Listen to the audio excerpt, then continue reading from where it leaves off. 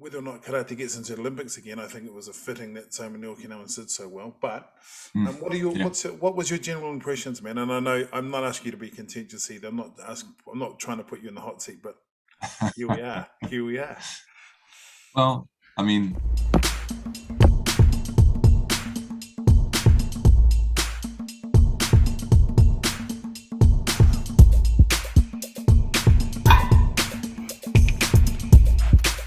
Some karate, some judo.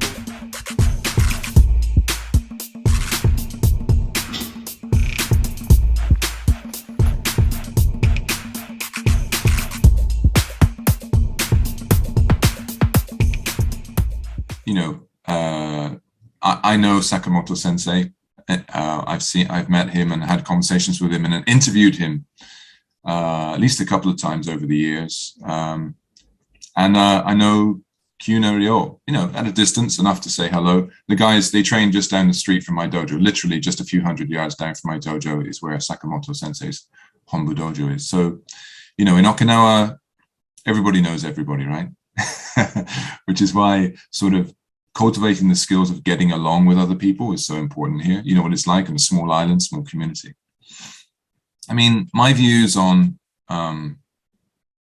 let's say the strain of karate which has made its way to the Olympics is that there's a lot of positives to take from that, in that it encourages athletic excellence and as a showcase for people just being able to see karate, on the stage. It's not all bad. Yeah. However, particularly the kumite side of things, it's just kind of an inevitable, that sort of was inevitable in my view. If you kind of pursue that rule set, which is, it's combat, but we want to get rid of all of the dangerous, bloody aspects of it. So if you pursue that, then eventually you're going to end up with combat, which is just sort of hollowed out, right? So yeah, that means that it's very difficult for people to understand why would you do that? Why would you have that particularly that kind of kumite format and hold it up as an ideal, right? Something to aspire to when it's clearly flawed, right? So again, the fact that happened so publicly on such a big stage actually becomes a catalyst then for things to swing back more towards where they should go to, right? So then, you have other upcoming formats that are more real, that have more contact, that have retained more of the aspect of actual violent conflict.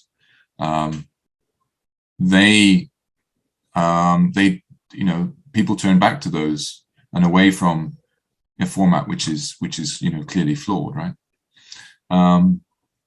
So yeah, I think again it's part of the challenge that we all face if we're interested in pursuing martial arts, which is it is a study of violence and violent conflict, and so we can't sort of ever forget that or lose those aspects.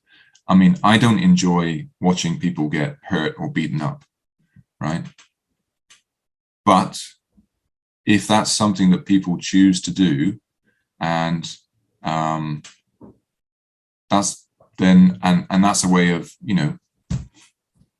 proving their martial arts ability, and in fact something that we can learn from, then there's some benefits from it, right? The thing I don't like about the whole UFC and that kind of thing is all of the commercial side of it, right? Of course, all of the posing and the hyping up and all of the posturing, all that stuff. Of course, that's all difficult to watch and difficult to swallow.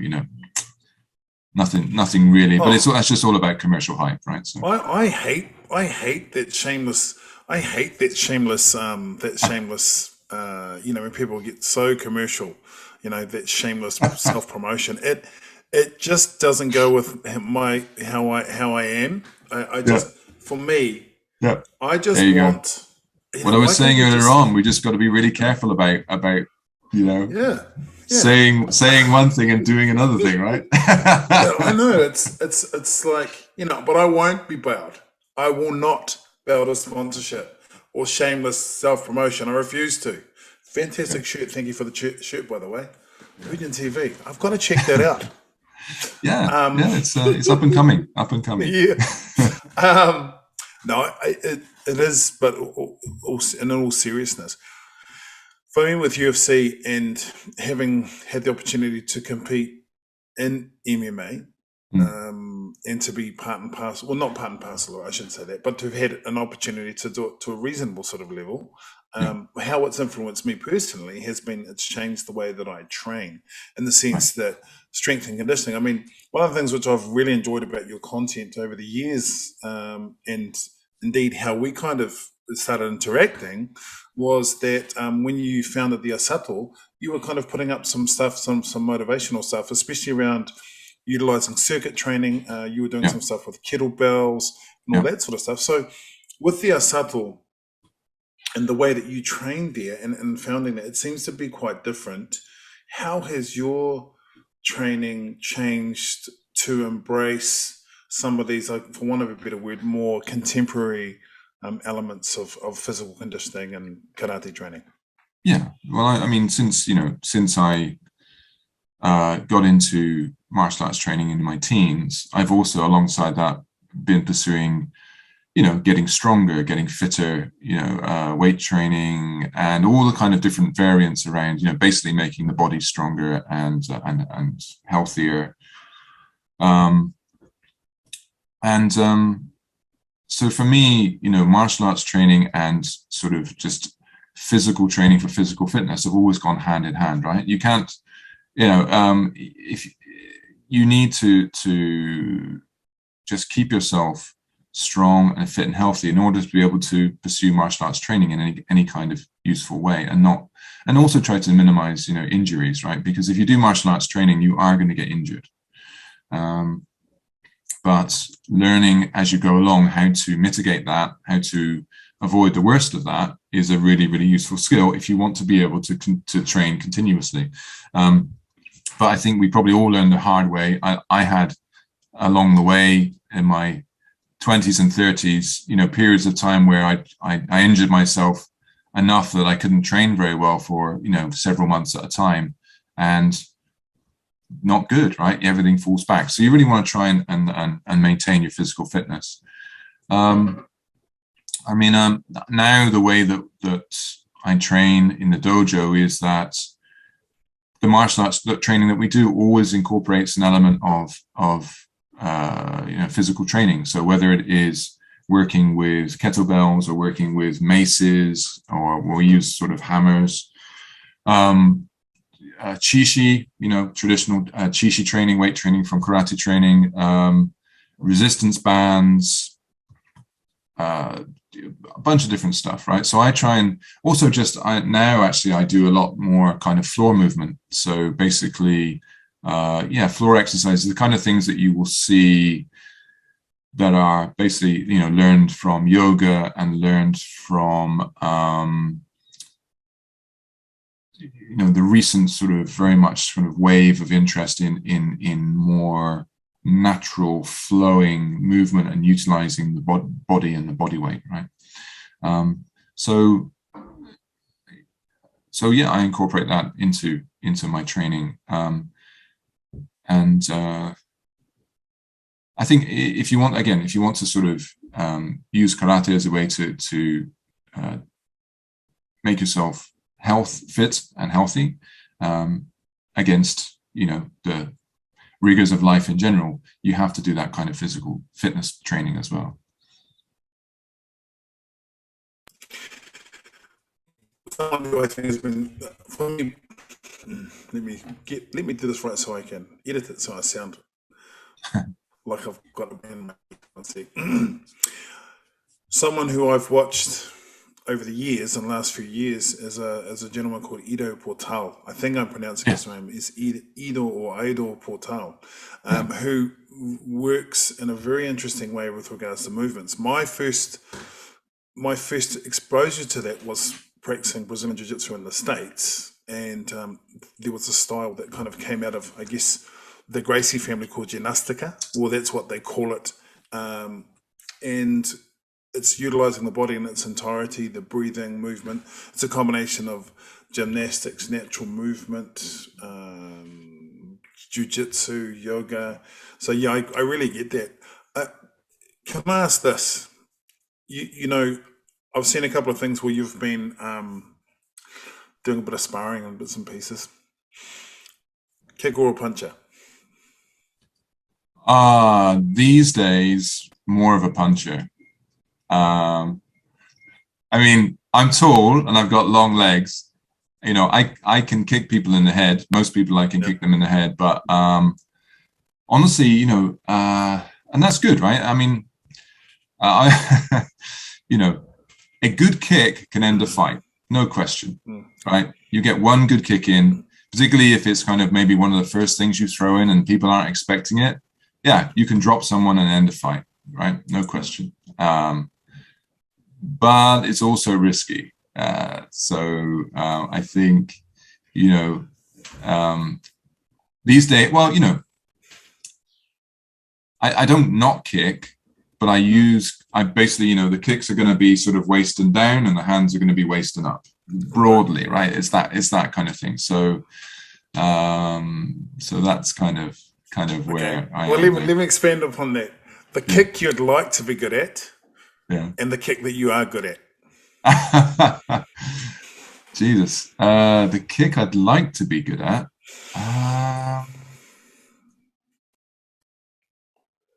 Well, you know, like a spinning hook kick is a devastating kick, right? That's a very, very cool. I'll tell you the kicks that I'm most impressed by are capoeira kicks.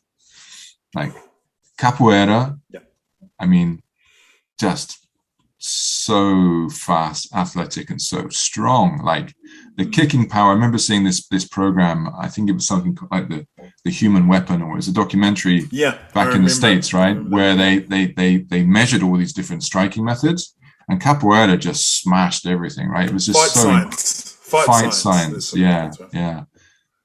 So yeah, capoeira, very cool kicking. Nice. But you know, but the kick that I use, it's going to be the Naihanchi kick. It's going to be the namigaishi, right? I find the namigaishi, the wave kick from Naihanchi, is so usable, and you know, and it gives you lots of options, right? If you can learn to basically move from that position to attack the base, it's more than just a kick, right? It's almost like a strategy for breaking in and just attacking the other person's base. So you can use it to keep distance, but it's also very, very useful when you're really in close. So we're constantly, like in our training, we're constantly going back and like practicing that or exploring different ways to use that, the namigaishi wave kick from Naihanchi Shodan. Yeah. I find it's a good kick because it's the only one that doesn't hurt my hips. I mean, I'm with you there on the spinning hook, the Shiron Washigiri. I used to be able to do it. Yeah. You know, it used to be my signature kick. In fact, I don't think I ever hit anyone or anything with it other than a bag or pads, but I just like the fact that I could do it. Okay, favorite hand technique. What are you favorite? Are you a kizami oiski sort of chap? Are you sort of a hiji MP dude?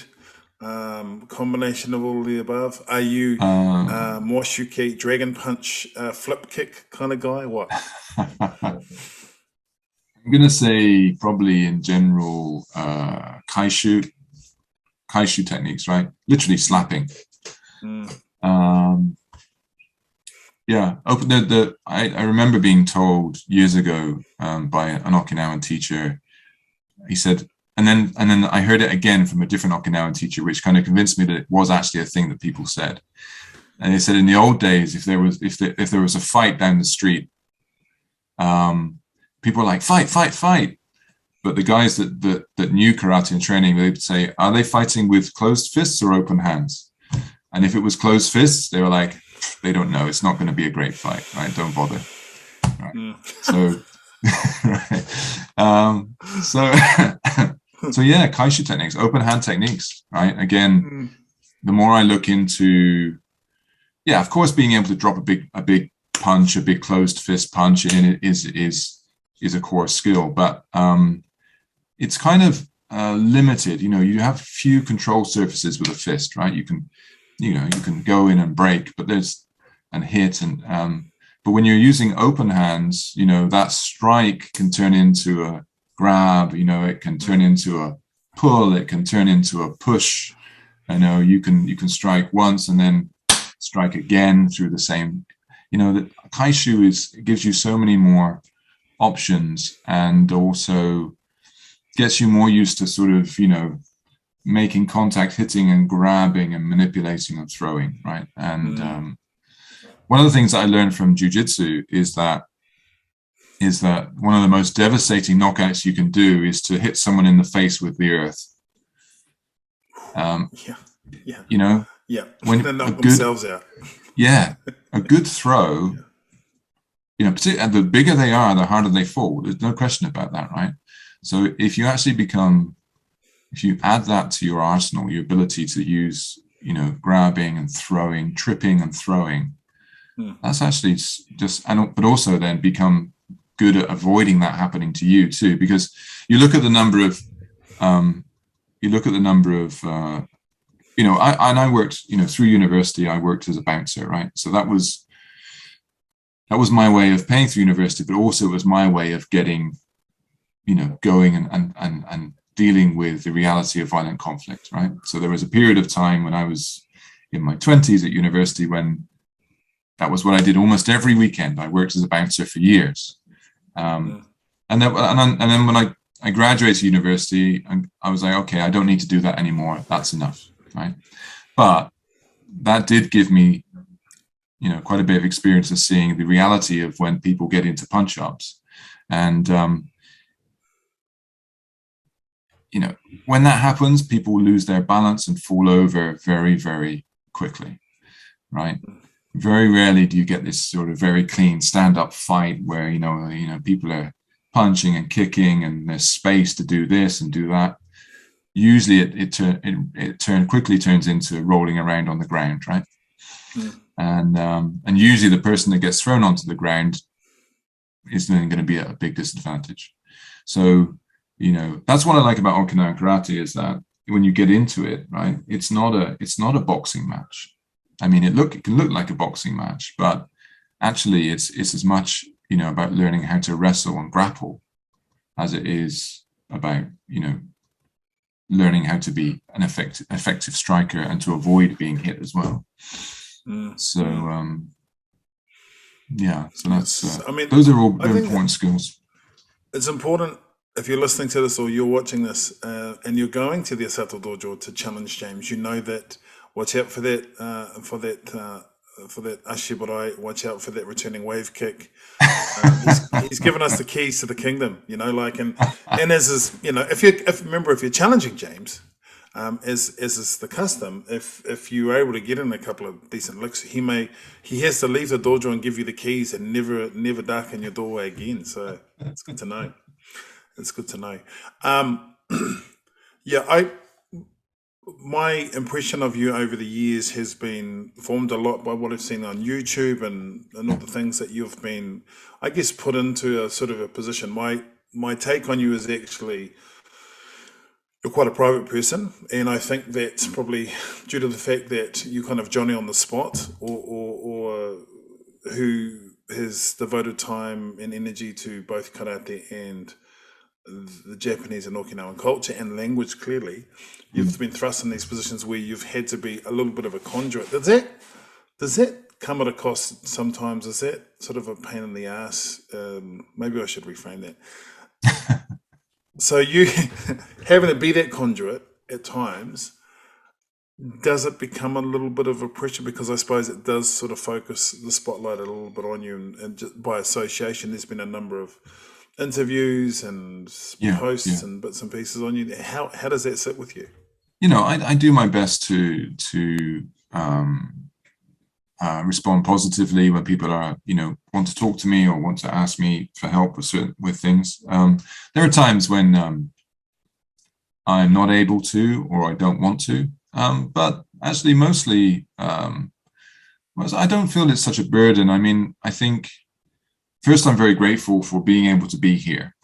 I really try not to take for granted the fact that I'm able to have this lifestyle here in Okinawa. I mean, it wasn't sort of just given to me. I worked my way. I followed a path that I carved out myself in order to get here without, banging the drum too much. But but even so, I do feel very much a great sense of gratitude to be here. So, given that, it kind of would be. I feel it would be sort of selfish of me not to pay back in some way all the many kindnesses that I've received over the years, which have definitely helped me to get to where I am.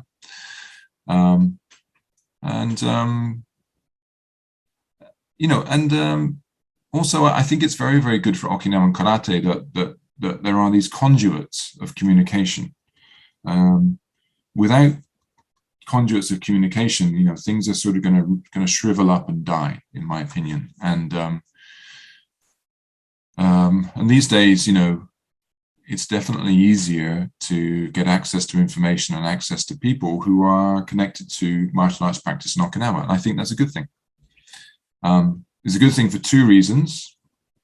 One, it means that more people can learn from the good stuff that's here, but also it exposes martial arts practice in Okinawa to more outside scrutiny, right? Interest, which is a filter. It helps to keep it moving forward and not sort of regressing and sort of turning in on itself, if you know what I mean. So, I mean, look, martial arts in Okinawa, in my view, needs to keep progressing forward, just like martial arts everywhere else. I think it's a mistake to think that Okinawa should be sort of a place where we just preserve martial arts. Yeah, it should be always just like looking back to the golden age when all of these martial arts were better and sometimes somehow more authentic. I mean, we need to learn the phrase onko chi shin in Japanese is a timeless phrase, right? It means don't ignore or refuse to learn from the past, but be ready to apply that in the future in a way that you need to, right? So this cycle of learning from the past and applying it in the future, learning from the past, applying it to the future. But Okinawa needs to do that too.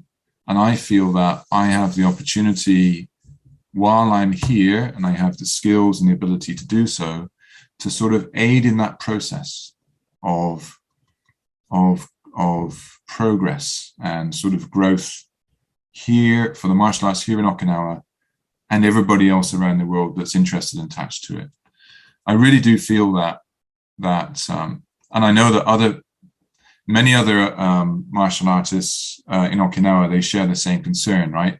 Is this the last generation that's going to be able to teach anything useful from Okinawa? There's always that kind of, the young generation, they aren't getting it, they aren't learning it, they don't know the old stuff well enough.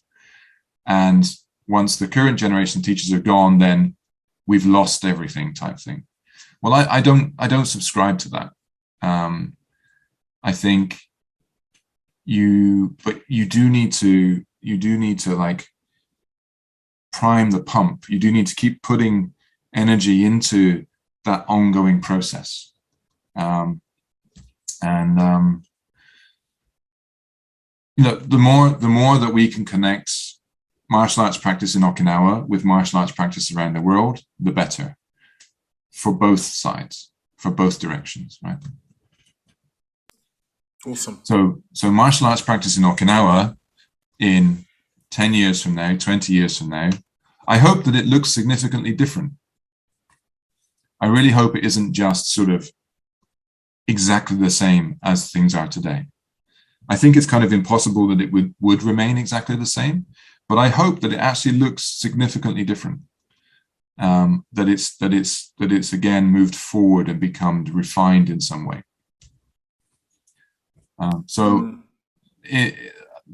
what I look forward to.